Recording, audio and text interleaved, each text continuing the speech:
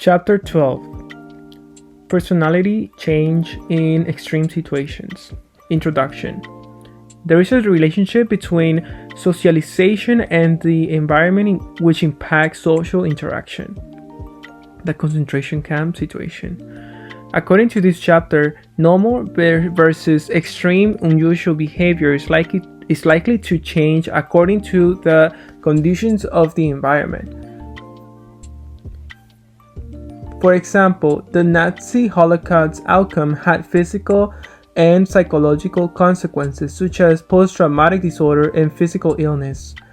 This chapter was dedicated to Bruno Bettelheim, a pioneer on social psychology. He was a witness at the concentration camp. Released in 1939, made his way to the US to teach about the subject. He talks about childlike dependency on the environment. The guards turn adult prisoners into childlike type of mindset, unable to properly create long-lasting social bonds, with a lot of rudeness and cheating behaviors.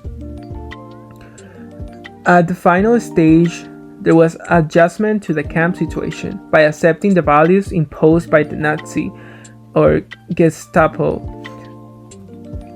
imitating power and respect. Older prisoners acting tough, imitating the gospel attitude, appearance, and values. These towards new prisoners in order to create fear and respect. Weakling usually would die within a week in the camp. Here are the 4 stages of adaptation. Stage 1: initial shock, resentment, utter helplessness. Stage 2: denial, depression, isolation effect. Stage 3: regression into infantile behavior and dependency. Stage 4: identification with the perpetrator.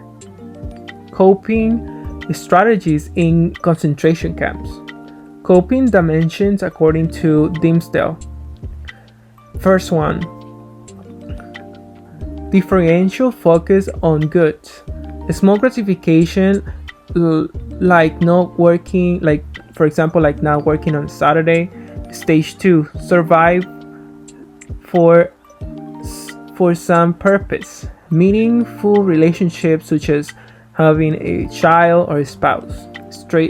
State number 3: psychological removal. Attempt to withdraw from immediate stress by using sense of humor to alleviate stress. 4: mastery. An effort to resist the stress system by engaging in physical activities such as building a road. 5: group isolation. Releasing thoughts with peers and family members. People from the same region provides protection and empathy. 6: will to live. 7: the mobilization of hope. Religious belief encourages a sense of purpose.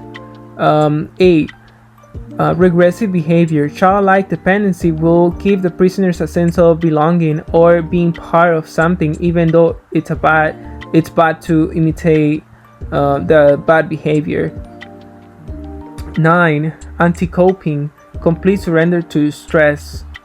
10: null coping. Doing nothing to cope, but leave it to fate. Traumatic disorder.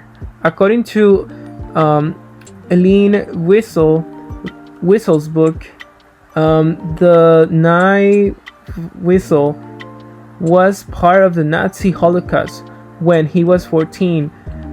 Many of his family members died in the camps. He narrates how he will never forget all the torture he lived. Some characteristics of PTSD are feeling of rage, bitterness, and disillusion. As a matter of fact, during war times, this syndrome was called as concentration camp syndrome. Survivors from the concentration camps, hostage crimes, atomic disaster, earthquakes, and tornadoes might suffer from it. Most common symptoms are nightmares, insomnia, anxiety, chronic depression, guilt, and blame. This might lead to substance abuse, emotional emptiness, distress, moodiness, irritability, family and marital problems. Concluding, there are different stages and levels of extreme situations. There are negative consequences to enforcing power over people, short and long term, that will mar their lives forever. People are easily influenced when their lives are in danger. Authority can change people's morals and ethics. Environment can significantly change social interaction. Long-time negative consequence environment can lead to PTSD. Some negative attributes, some positive attributes from extreme situations is the sense of hope. Thank you for your time.